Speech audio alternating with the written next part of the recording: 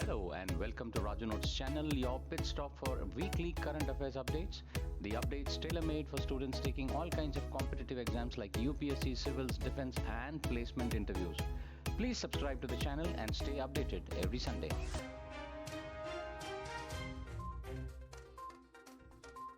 India's most potent 300 kilowatt directed energy laser weapon Surya with a range of 20 kilometers was created by Defense Research and Development Organization DRDO. This cutting edge device is made to quickly and precisely destroy aerial threats like enemy aircraft, drones, and missiles. India is now one of the few nations with sophisticated directed energy weapons thanks to the creation of Surya, which represents a significant advancement in the country's defense capabilities. Exercise Sea Dragon 2025, an elite multinational maritime exercise that encourages professional exchanges and teamwork among participating navies, began off the Guam coast in Western Pacific. Countries like India, Japan, South Korea, Australia, and US are participating in the same. The exercise seeks to improve skills in a variety of maritime combat domains through a number of aerial and ground based tasks, including anti submarine warfare, locating and neutralizing enemy submarines hiding beneath the seas, surface warfare, coordinating attacks on a hostile surface vessels using superior weaponry and tactics, air defense, putting up an impenetrable air barrier to keep friendly forces safe from aerial threats, search and rescue, tracking down and saving maritime personnel in need, communication and coordination, synchronizing activities across several platforms and exchanging information in a seamless manner.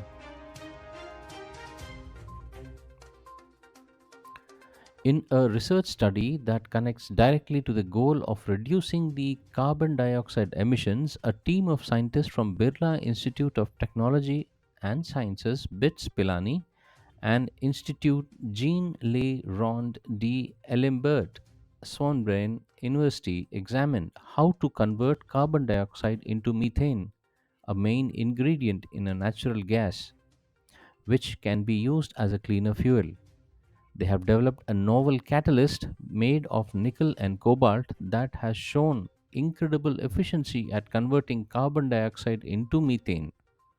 The team found that a combination of nickel and cobalt oxide CO3O4 can catalyze or speed up the reaction that turns CO2 into methane. Catalysts are materials that help a chemical reaction happen faster or at a lower temperature without changing themselves or being used up. The scientists created a family of catalysts by adding different amounts of nickel into cobalt oxide. They used a method called solution combustion, where a homogeneous solution of metal precursors and a fuel like urea or glycine is heated, yielding solid oxide products. This method allows the scientists to make catalyst in a simple one step process, turning carbon dioxide into something valuable rather than letting it escape to the atmosphere could help slow down the climate change. The New Zealand Prime Minister arrived in New Delhi on a 5-day visit to India. He is accompanied by a high level delegation including ministers, senior officials, businessmen, media, and members of the Indian diaspora community. India and New Zealand exchanged 5 agreements in the field of defense, education, sports, horticulture, and forestry. Both sides also exchanged the Authorized Economic Operator Mutual Recognition Agreement. Both countries announced the launch of negotiation on a free trade agreement and negotiations on an agreement facilitating the mobility of professionals and skilled workers. New Zealand has joined the Indo Pacific Oceans Initiative and has become a member of a coalition for disaster resilient infrastructure.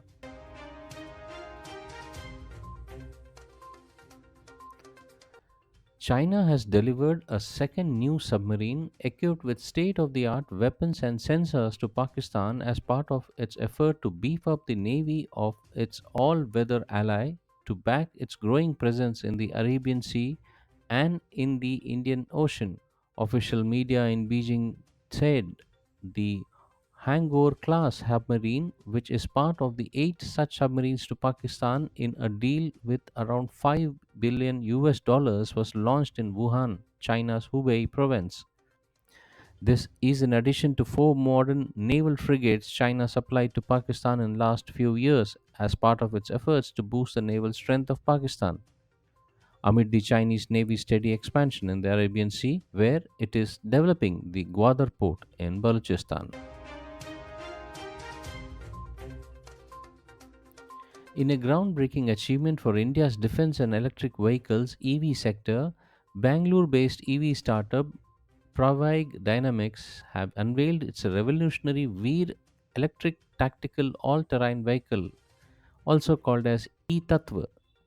This cutting edge vehicle, designed specifically for tactical defense operations, have successfully undergone rigorous military trials and has been honored with the prestigious IDEX Innovations for Defense Excellence Award by Minister of Defense. The Veer E-Tattva is being hailed as the world's first operational electric vehicle tailored for tactical defense use, making a significant leap forward in the integration of sustainable technology into military applications. Built for forward patrolling, reconnaissance, intelligence, surveillance, and reconnaissance operation, the vehicle combines strength, agility, and all terrain capability to meet the demanding needs of the modern defense forces.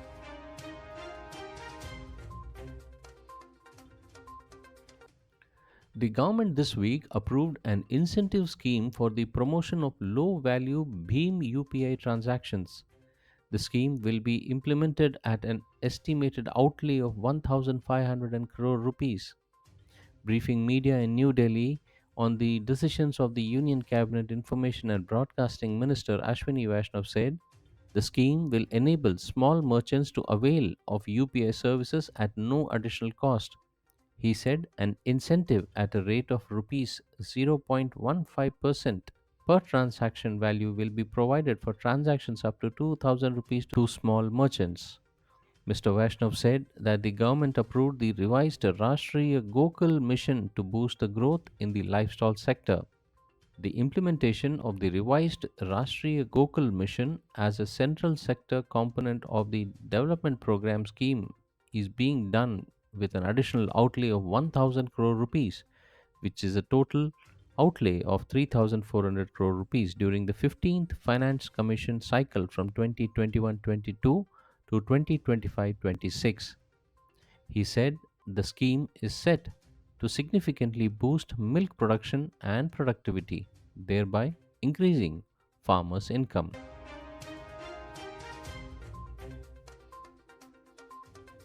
Defense Secretary Rajesh Kumar this week said that the terrorism remains a dynamic and evolving challenge with the use of advanced technology necessitating a cohesive and an action oriented approach. He made these remarks during the keynote address at the 14th meeting of ASEAN Defense Ministers Meeting ADMM Plus Experts Working Group EWG on the counter-terrorism in New Delhi.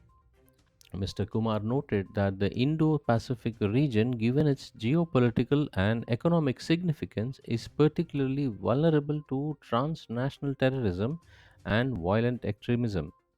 He emphasized the need for comprehensive, adaptive, and deep collaboration response. He further stressed that through the ADMM Plus platform, India aims to build synergy amongst defense forces, security agencies, and policy frameworks to effectively address these emerging threats.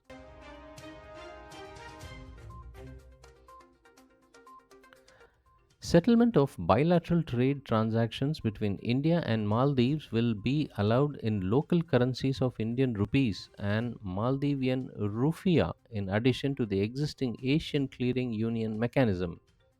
Media reports in the Maldives have highlighted that the Reserve Bank of India has issued a circular in this regards on Monday. The initiative is expected to help Maldives in a big manner as India is the largest trade partner of Maldives with bilateral trade exchanging 548 million US dollars. The decision follows the signing of Memorandum of Understandings between the RBI and Maldivian Monetary Authority (MMA) in November last year.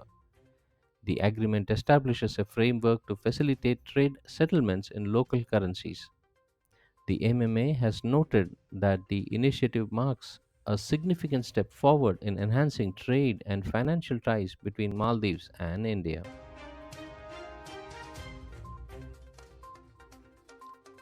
The Election Commission this week said that it will soon initiate the technical consultations with regards to linking of voter ID with Aadhaar. The technical consultations will take place between UADAI and experts of the Election Commission. This decision was taken during the meeting held by Chief Election Commissioner Gyanesh Kumar with secretaries from the Home Ministry and the Legislative Department, along with the UADAI employees in New Delhi. In a statement, the Commission said that it will take action as per provisions of the Article 326 Representation of the People's Act of 1950 and relevant Supreme Court judgments for linking the EPIC card with Aadhaar. As per Article 326 of the Constitution of India, voting rights can only be granted to the citizen of India, while an Aadhaar card only establishes the identity of a person. The Election Commission has initiated a series of proactive measures to tackle long standing electoral challenges. The key initiatives include resolving duplicate voter ID issue within the next 3 months and training field level political agents such as booth level polling, counting, and election agents on their critical roles. Additionally, to alleviate long queues at polling booths, the Election Commission has announced that no polling booth in future will have more than 1,200 electors.